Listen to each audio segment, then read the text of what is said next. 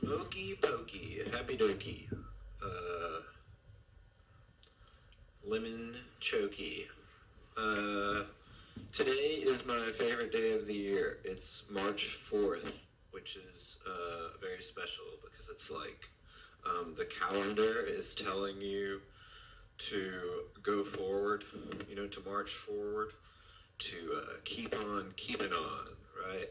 So, yeah, in an effort to do that myself, to get the proverbial ball rolling with the second inevitable season of the Gulf Ghost Show, whatever that is.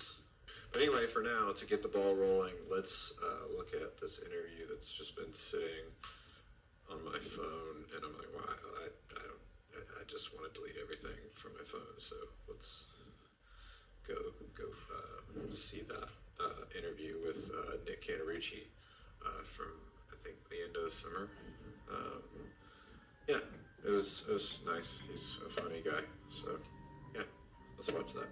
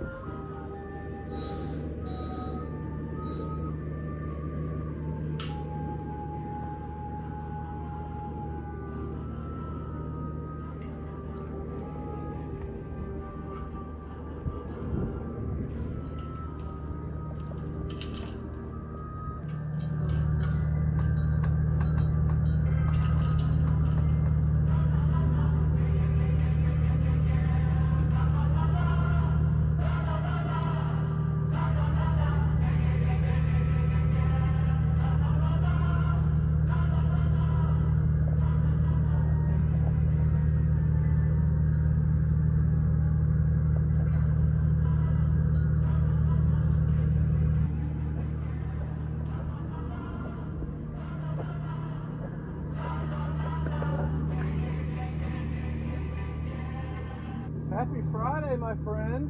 Yeah. Do you have an extra extension cord? Oh. So this is your tiny yard? Yeah. Tiny backyard. You do all this yourself? Yep. Man. It's pretty. No. It's cute, man. How long have you lived here, Nick? Since the dawn of pterodactyls. Since the dawn of pterodactyls, I believe it. From 2002. 2002.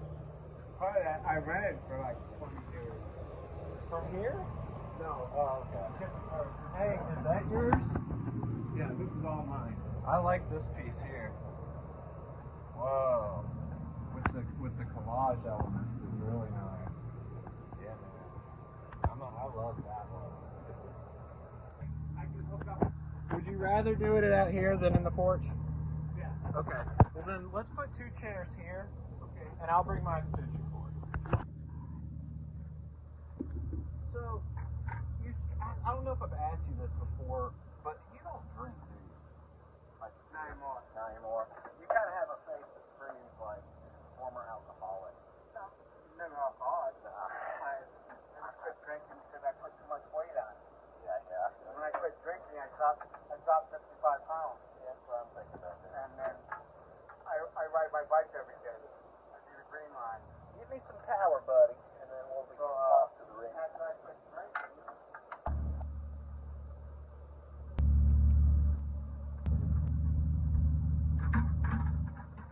See, like this is a microphone, I guess.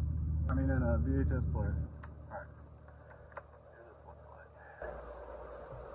And I was like, fuck that, and I tried to be like, I definitely can record. I'm like, you're wrong. And they're like, they took me in the back, fucking took me in the back, and they actually like threw me out. And I had a really important sketchbook on me that like they had handcuffs on me, and like I dropped my sketchbook, and this was like right before, this is right before New Year's Eve, okay? And so they were about to be closed for, a few days or whatever. I was really nervous. It was a big sketchbook, and my neighbor who had just died, Penny, my next door neighbor, she gave me this book. She worked at the Sears. Anyway, I go back there on the first of the year this year, and some good Samaritan, as they say, picked it up, because they probably thought what was happening was fucked up. I was just sitting in the food court recording, like, yeah, like, no big deal, Anyway, the reason I asked if you mind, do you mind if I have a beer? No, go Okay, knock cool. yourself out. Okay, cheers. It's because summer's kind of coming to an end. I was like, summer shandy. So, Nick, how did you and I meet? Through Glitch, would you say? Is that the Yes. first time we met? Yes. Coming over to the house? Yes. I actually met you at Otherland. Oh, okay. And did I invite you? You were putting up some flyers or something, advertising one of the many, many, many shows that she did there, and I asked you about it. Do you remember what the first one you went to was? I do not. Well, how about this? Do you remember what your favorite show was? No. They were all, each one was diverse and wilder than the last one. What about there Hildebrand? there was a group show I really liked that I was a part of. It was a show of crude art. Yeah, I do remember that one. When Rick Ivy was in it. Yes. Yes. Rest in peace. Yeah. The great Rick Ivy. I thought I had known Rick years ago when he was singing with Cat Falco, and then we kind of like dropped out of contact, and then years later we reestablished contact with Glitch. Yeah, is that right? Yes. Oh, wow. I've actually ran into Eldon recently, his old roommate. Did you ever meet him? Yes. They're trippy. Like, somehow I came across some videos that they had recorded, and they're like tripping in their backyard, hitting gongs and stuff, like young Rick Yeah. and young Eldon. It's like a time. It's a time. He's been gone now, about 10, 15 years now. I'd say at least. Yeah. I think. Yeah. I think he died of congested heart failure. He had heart issues, Well, among other things. among other things. But all those years he did incredibly well. He didn't let his physical limitations stop him from doing. I mean, he was still a chick magnet. The guy had more. He was a skirt chaser. He had more girls slobbering over him than a healthy guy did. Yeah, So there was something wrong with that picture. Yeah, well, that's how it is, man. Yeah, I mean, girls like a quirky guy. I mean, you don't do too bad. No, and he laid a lot of pipe in his day. I would imagine you have too. Oh, I'm a good boy now. You're a good boy now. I don't do that nasty stuff. Let me check my notes here. I went to lunch today. I think I had too much salt. Let's see what my notes say about here. What do you think of guns? Yeah, Yeah, guns good. sure. Good. Okay. How we met? Okay. Oh, I actually already. Okay. You seem like a. How many people have you killed? Killed? Yeah. You seem like someone who's killed some bodies under the Over 40. over 40. Well, aren't you a vet? Yes. So is that what we're talking about? And this is what maybe we'll look at. You are married now. Yes. Have you ever been married before? Twice. Oh, okay. I thought you seem like somebody who would have just like I had 3 marriages. The first marriage was very good. Great marriage.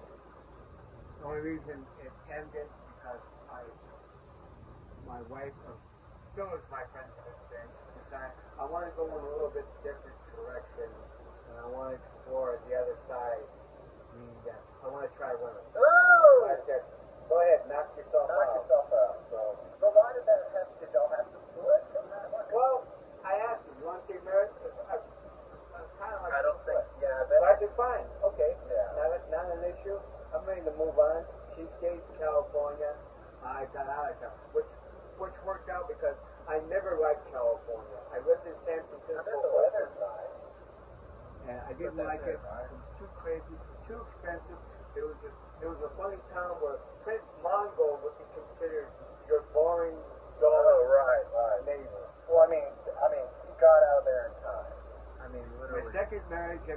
a woman, and it was one of those marriages.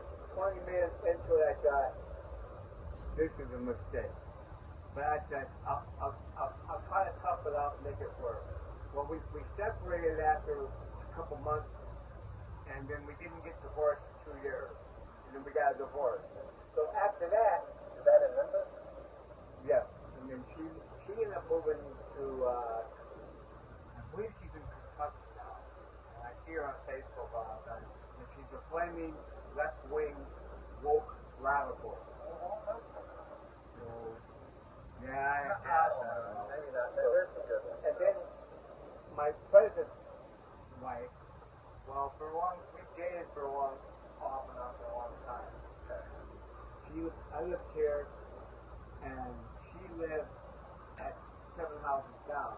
And she had known me for about 5 or 6 years, but she always thought I was gay. Because she said, all I ever saw you was you're in your garden, I saw you cracking your butt, and you had these 5 little weird dogs.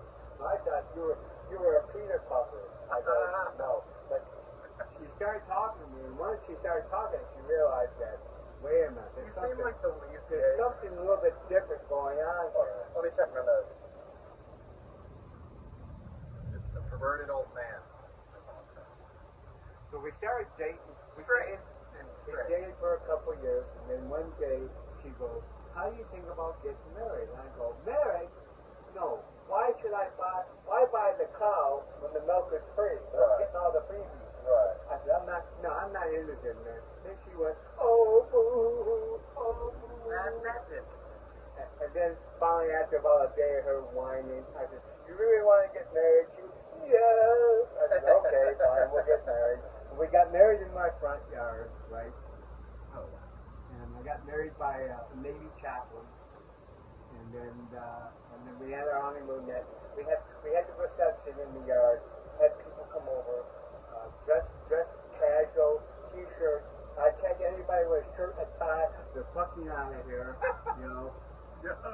We don't want any gifts, no money, nothing. That's like the most casual wedding. It was just a celebration of people getting married, and then we had a little barbecue, and then we spent the night at the Peabody kind of, you know, so she could Do something special. yeah. And then we're still married. We're married now, going on 11 years. I spend 10, 18 hours a day with her, but she lives in her house, and I live in my house. Yeah. So basically, kind of a we took these situations, which are what we call, well, instead of separate bedrooms, we have separate houses. Man, that's brilliant. And so after I'll spend 10 or 10, 12 hours, when she started picking me, driving me a little crazy with her latest conspiracy theories, I go, that's it, I'm out of here. But you seem like a pretty good, like, you into that. I like a good Well, to a conspiracy. point, but some of them are so, I go, no, this is not happening. Or one day I told my wife, even if it's true, there's not a goddamn thing you can do about it. Right. You're too low on the food chain. Right. Donald Trump doesn't sit around thinking, I wonder what Nick and Marie's doing right now. No, I don't want Donald Trump thinking about it. Because That politics, like you're saying, though, we are low on the food chain. And I think that people that take up causes, it is kind of funny. Like, I'll be walking down the street with just all these cars that have signs that say resist in the back. They're just ready to go to, Overland Park and walk oh, yeah, revolution. It sounds romantic, but when you really have that revolution, it's going to get real ugly. Well, yeah, historically speaking, it's been throughout violence. You'd have to kill a bunch of politicians. And you'd have to Or kill people. people. Or innocent people will end up getting it. Yeah, you'd have to kill And them. you don't want that. You can't just, honestly. I mean, it's never pleasant taking the life of another person. It's not a fun thing to do. I would imagine that. Yeah. So politics are crazy, but your wife, but that's not the conspiracies that drive you crazy. Are there any good ones that you like? Oh, yeah. What about moon landing? Moon landing, Fake, time right? travel. Moon landing's fake, right? Yeah. I would say it's fake. Some people say fake. There's A lot of people claim that Stanley Kubrick I think he Directed- provided the camera. directed He did- the moon I landing. think it has something to do with the same camera he used. I don't think he directed it. I don't know. So But the fact that, but if you watch their interview they did when they come back, you can, like, the three of them that came back, you can tell they look like hostages being, like, questioned, and, like, they're on a script, they're very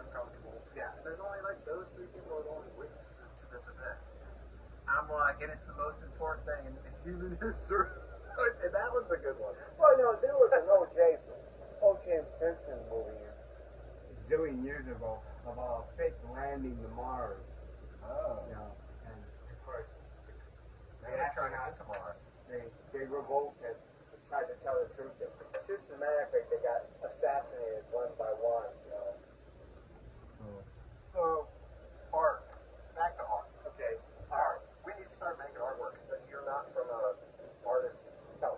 Well, I originally started doing art in the late 70s, early 80s, and I did my first show called Trick or Sort in 1980. But Trickosaur? yeah, Trick or Sort, and I did it in Ann Arbor, and Michigan. yes, and it didn't. A lot of people were trashing it and stuff because I didn't go to art school. I wasn't an art student. Well, I was a college student, but I was in my major was mathematics. I had nothing to do with art. The only thing prior to art was I just started doodling and stuff. I thought I can do this. So I did this show and people, you know, and so the negative feedback was so bad. I thought, okay, I'm not going to do another show for a while, and I'll do one within a year or two. Well, what happened was 30 years went by, right? And then I was living with this girl at the time. She was an art curator, and one time I was doing some art, and she once told me, you could never be an artist, and no one would ever come to your show. Well, that lit a fire under my ass. There you go. Right? So I did that. I did my second show at Odessa on Broad in December. That's a long time in between. In 2010. So it I went to that show.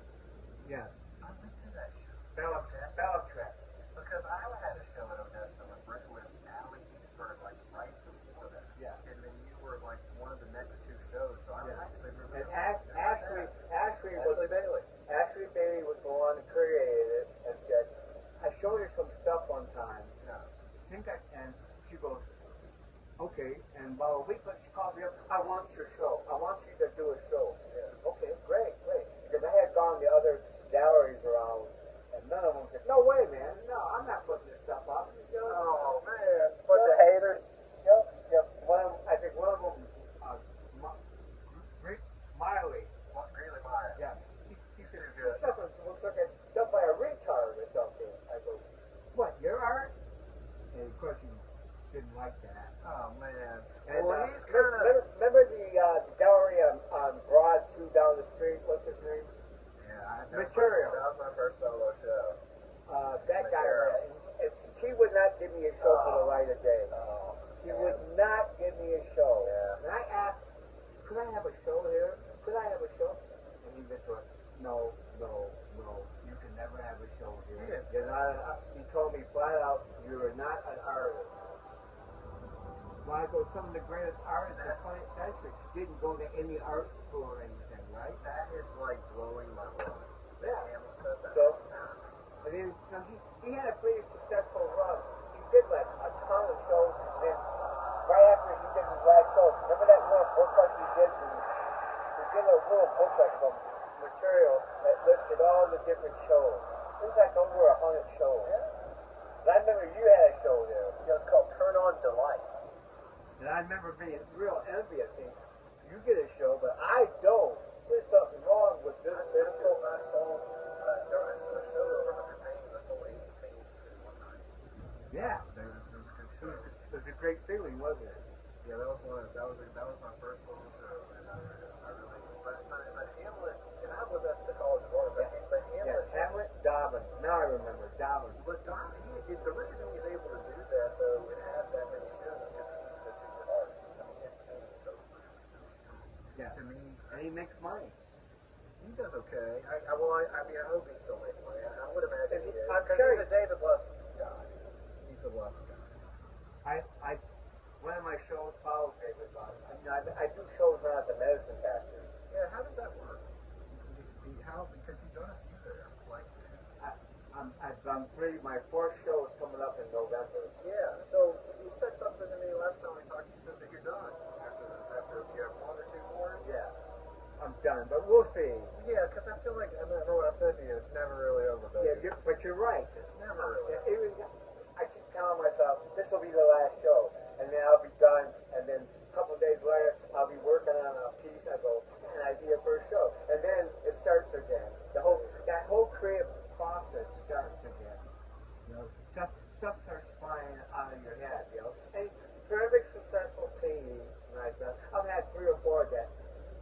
some reason didn't get it, didn't make it. I mean, sometimes what you see here, what ends up in the canvas is two different things. And then there's a rare occasion where you're right on the money, man. You nailed it from start to finish. It's like, man, this is it. This is happening, right? And it's a great feeling. And then some of those shows don't. Now, sometimes I keep those stuff in my archive, and some of it ends up in future shows, or I paint over them, or I end up, every once in a while, I'll gather up a bunch of my rejects and take them to Goodwill and dump them at Goodwill. Really? Yeah. That's an interesting idea. Yeah. And I'll take them to like the Goodwill in Jackson or something and dump them there, right? And people discover them. Well, And yeah, every once in a while, that is pretty interesting.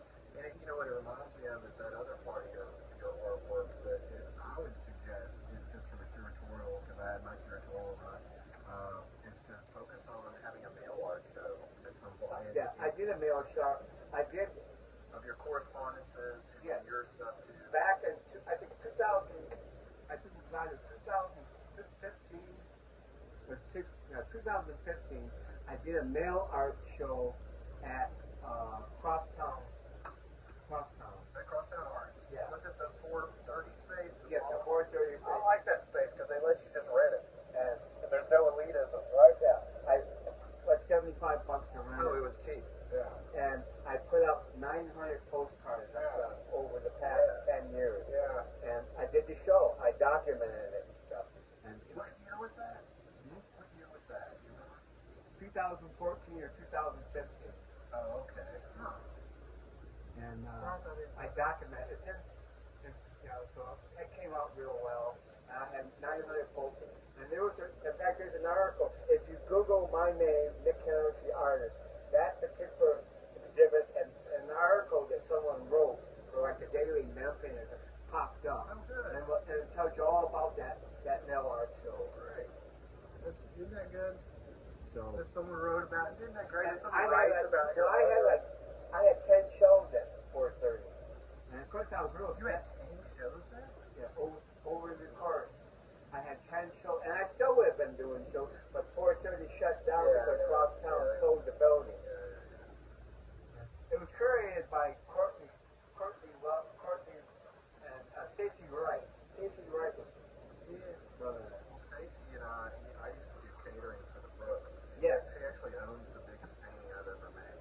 It's like 8 feet by 8 feet. Oh, she's a great person. I haven't seen her now. Stacey's awesome. Everybody else I know who used to be part of Crosstown is now gone. But she's still there. She's still there. Everybody else is gone. Yeah, well, I've got a lot of haters, but anytime I go up to Crosstown, Stacy she gives me the keys to the castle. Like, she'll walk me through her office, and then, like, if there's a show, like, into the green room, shows for free. She's a sweet. I have a lot of people very mention my name. They start foaming at the mouth. Oh, I bet. But I bet mine's worse. I bet people hate me more than I don't know. I don't know. You know, Because you may yours have is probably just political stuff. You know, like that guy's well, like, politics. I don't kiss ass. If I say the art's good, it's good. If I say it's lousy, I say, hey, listen, I'm not gonna kill him. This sucks, okay? you say that at the show. Right? Yeah. One of the worst shows I ever saw was this girl named Alexandra Baker. And she does these shows called, Healing with Color. Okay. And she does all this really, really suck-ass abstract. I mean, horrible. And I remember seeing one of her shows at the Medicine Factory. I hated it so much. I wanted to get in a fist fight that day with her. I wanted to punch her out. It irritated me. And then she was charging like $10,000. Oh, okay. Well, that'll probably push you over the edge. And I saw all this horrible art. And then she walked around like her shit didn't stink. Like she was one of the beautiful people, one of the beautiful artists, right? And she talked to me like, oh, I heard about you. You're doing one really special. And I felt like, man, I'm ready to put a bullet in. I'm ready to shoot you with those. I mean, then she was dressed up like la-di-da-da, this expensive designer gown. I cannot wait to look up this art. Look up Alexandra Baker. Oh my God, I want to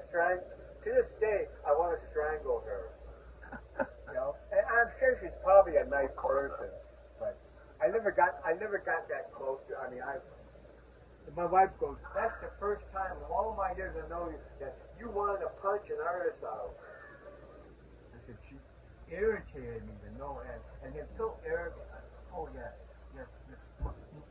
And she's saying how popular she was. I go, what popular? Are you in your mind? You're a legend in your own mind. Right. I remember thinking I was special for a minute there. It happens. It happens. But glad I've been knocked down to and the shit and just being glad. Peaks and valleys. Just knowing I'm alive is kind of the real thing. Peaks and valleys for you, Bull. Yeah. I mean, you were going up like this. Right. But now I'm shooting. I'm trying to get out of Memphis by next year, so I'm taking my dog and all this stuff. I would like you to come by if you can, and maybe we can talk there too. Sure. Inside. Absolutely. Because I'm going to have a talk show. Well, once I get this place straightened up in a couple of days, and then come back and do your thing. I literally don't even want to talk again. I'm just kind of want little quick vignette pictures, like video shots of certain moment, like your vinyl wall, or else I can email you pictures. No, I want them with the camera. I'm saying with the VHS camera. So what are you doing with this stuff? Is there some kind of a video podcast or something? It's a YouTube show. Okay. And so the second season, when I do it, I'm going to have like 10. So when is the second season set to go? Probably next spring or something. Okay. Because Do you have a name for this? it's called the Coast Ghost Show. Coast Ghost. Yeah. My old DJ name from So, college. describe what was your first season like? It's introducing the Coast Ghost character, which is like, that was how I used to DJ. Like when I worked at the Brooks, Stacy gave me a few times DJ for like their avant-garde, not for weddings, because I was all about like sampling only like a little bit of the song, like using the Xbox 360 to loop something, like basically, just fucking up songs, like creating compositions with little bits of this, little bits of that, but also it informed the paintings too, because I'm like taking images from blah blah. It's about collage, right? And copyright infringement. That scene, it's about change. And so anyway, you'll see my ghost around town, my little stupid Coast Ghost thing. Yeah, sure. This little fucker, I noticed them all over the place. Yeah, that's my what the heck is doing that's my little fucker, and he's all over New York too. And I stopped doing that when I started Glitch, and I stopped being a DJ and all that. I just started making my own music, and I called that my Dogs. That was my band thing. But now You've had some characters stay with you. who's your favorite? Koenig. Huh? Will Koenig, right? He's the best. Koenig's story is the best because that show that we had, where the first show I ever had was 3 artists. It was me, Lance Turner, and Tad Lawrence and Wright. Yes. And then it was my friend Kelly Seagraves, Leanna Hicks, and this girl, Ariel Playboy. Anyway, Lance brings this L wall, this big wood mural L wall, and he says, Adam, do you want to buy it for me? I don't want to take it back home. It's annoying to move. For $100, you can have this. He's like, it's worth more than that just to do it. And I was like, all right, I'll do it. I had a good time at the time. I was a dispatcher at a trucking company. Yeah, I remember. And then we used it a couple different ways for a couple more. You still have it? Yeah, I've used it. I'll show you when you come over what it's become. Yeah. It's not an L wall. Okay. I've used the structure of shelves, and then, anyway, the mural's being used for something else. But, as you know, I eventually, after a few shows of using it for different artists, and they would use it for sculpture or something, I moved it into the kitchen. And then Will was like, hey, I would live in here. And he lived in a little cubby hole. And he lived in that L wall. I remember. And he holy shit. He paid $100 a month for like 2 years. Yeah. So I made a good profit.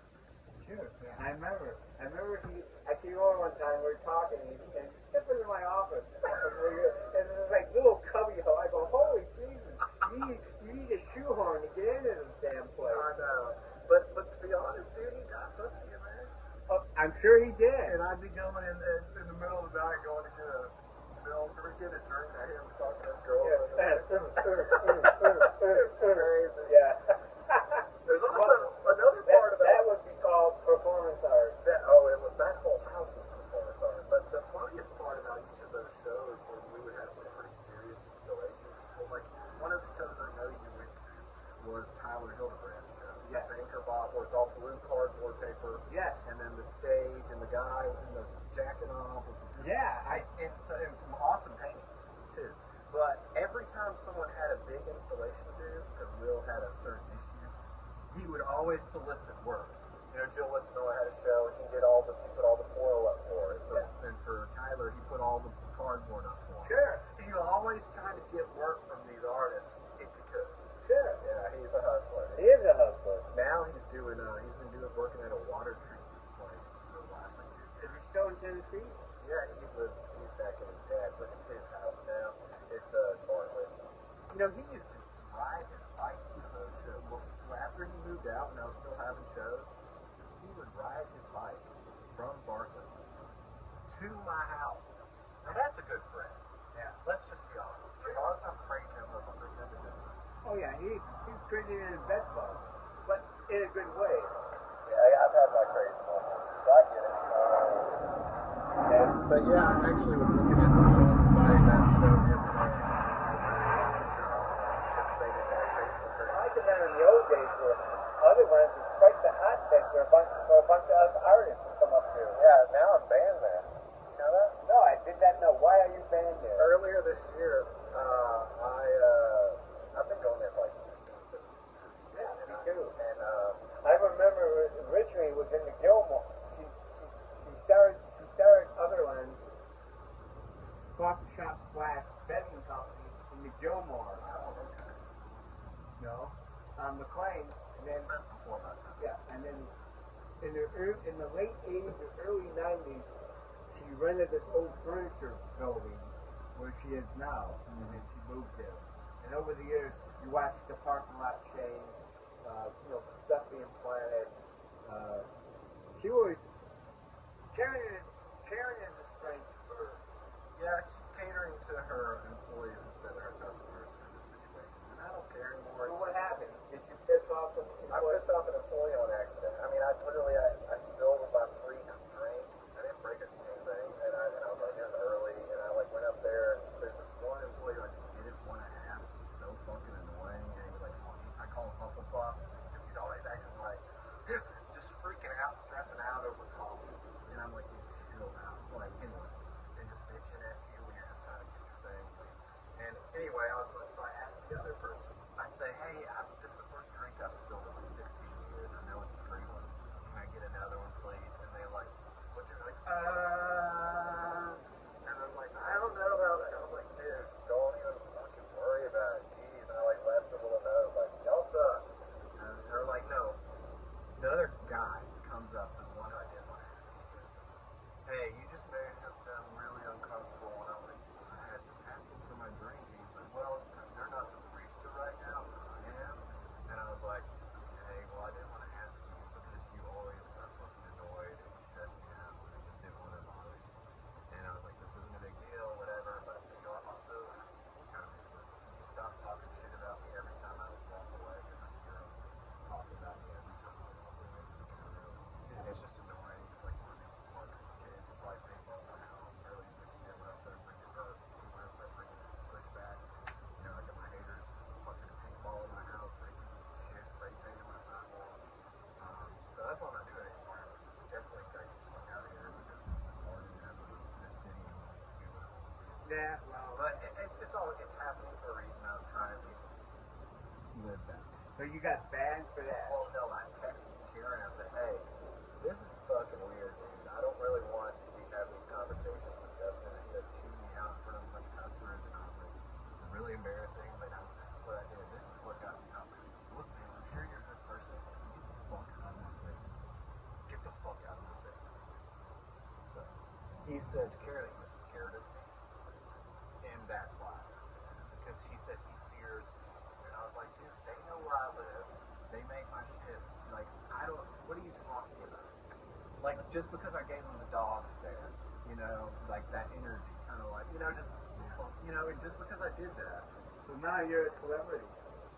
So you were known as an artistic rapist? Well, I'm just well, it's just to a certain crew of people. It's to people who don't really know. Well, how did that affect you? I became a heroin. I tried to kill myself pretty actively for about 5 years because I lost all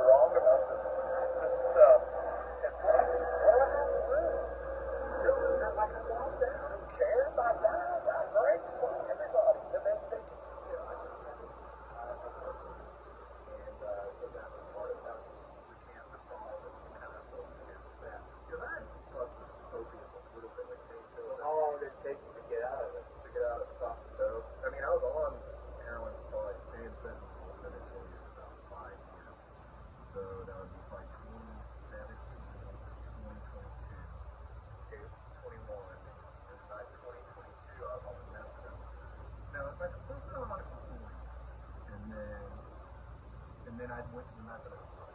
And I did that for a year and a half. You know, to wean it off. There you go. Finally weed off everything. Yeah, so I've been clean for about 3 years. Okay, good for you. So that's pretty good. Maybe 4. Interesting. Yeah, you couldn't pay me to go back to that shit. I mean, I don't even drink liquor anymore. I'm trying to probably stop beer for a while.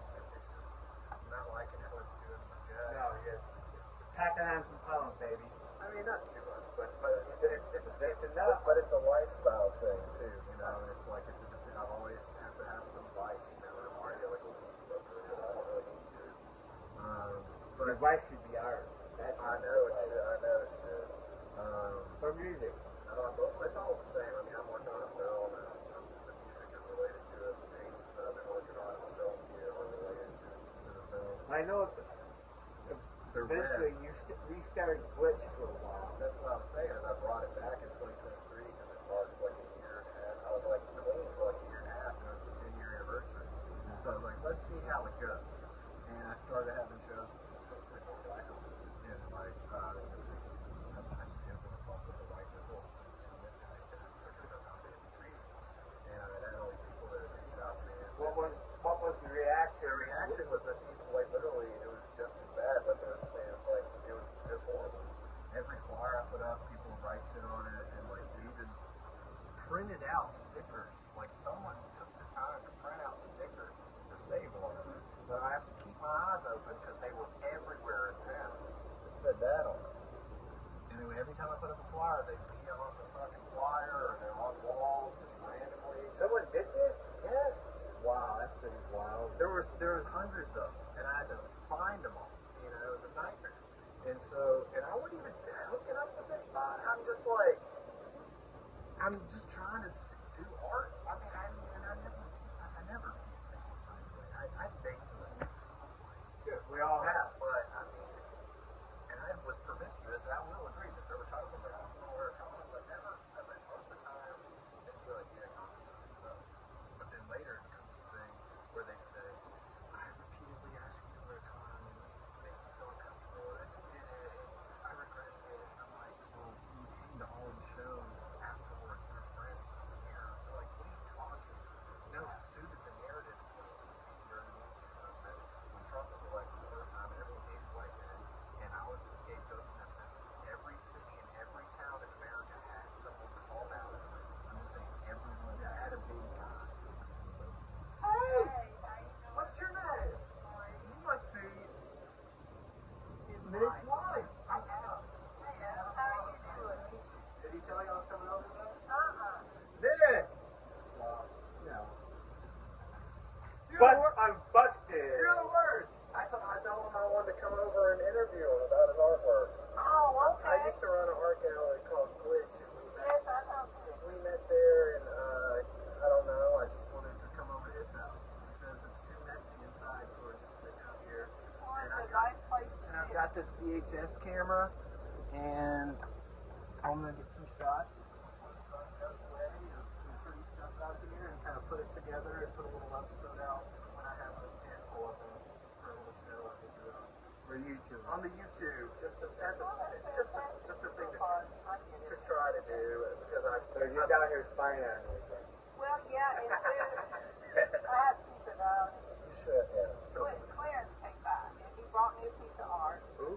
Clarence. Yeah. And he's going to come by tomorrow morning, and he's going to fix my house. He got a job with the construction crew who starts Tuesday. Yeah. And so, anyway, but, yeah, so. Very cool. It's nice to meet you. So did you ever come to any of the shows? Oh, I always go to the shows. I have to keep an eye on him. No, I mean at Glitch. Did you ever come to any of the Glitch shows? Yes, we did. We with him. Yeah. Well, I doubt you remember. Do you remember what show you came to? What it was like? It's been a while. It's Maybe it was because one year. well, we go, try to go. He likes to support other artists because it's like, don't just come see my stuff. He'll come to theirs too. Yeah, well, that's how it goes. You gotta give love to get love, kind of. Well, yeah, and so he just, Is that the Beatles? The more love you give? Some nights it's not uncommon to get 2 or 3 different yeah, shows. that's what I'm saying. That's I haven't been to what an art show in years. even go. I'll go to yours though. We go to 2 or 3 sometimes a night because they have something on Marshall Street. Tell him how I reacted to Baker. Oh gosh, that just blew my mind. I have never in my life seen anyone get angry at a piece of art. And that's I'm not angry at the price. No, I mean literally, it made him mad, and because I think what it is, this is just me talking, it's because the artist and her mother was like, I'm all that, and she was holding his face, and Nick, look at that art, and he actually turned red. He had turned red, and he was mad as to what he said, and it just made me curious because that wasn't art to him. Yeah. He would accept almost anything as art, but it was like. The irony, though, is Donovan's saying that you're not an artist. So who are you to say that about her? Well, everybody tells him he's not an artist. Darwin was being a focus on us because he had a degree in everything in art, and he was an art teacher. He's teaching at Rhodes. I mean, he's pretty big. And Rhodes ain't no school. Rhodes isn't a school. But that's the It's a other school one. for dumb white. He's got a huge repertoire of art in his life. For something about her art and her attitude that it Rubbed me just the sent wrong him- There's way. tons of art I fucking hate, but I No, it made him. That's what I'm saying. I'm not saying he didn't like it. It wasn't his cup of tea. I wanted to get in a fist fight. He wanted to punch somebody out when he saw that because it was like passing for something phony. It's like that person that put the banana with the piece of. Oh boy, And but this is art. That's the way he felt about that. And so he takes on city. He's fun with his art. the problem with getting mad at Maurizio Cozzolon for the banana is just that his whole life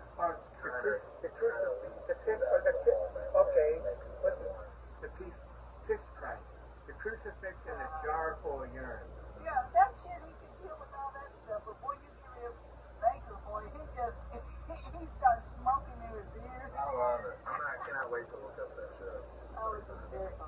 Well, I'll let y'all talk and do stuff. We've been talking a while. I'm probably gonna Yeah. We've covered it all. We'll hang out a couple more times. Maybe one inside and then one at my place. Okay.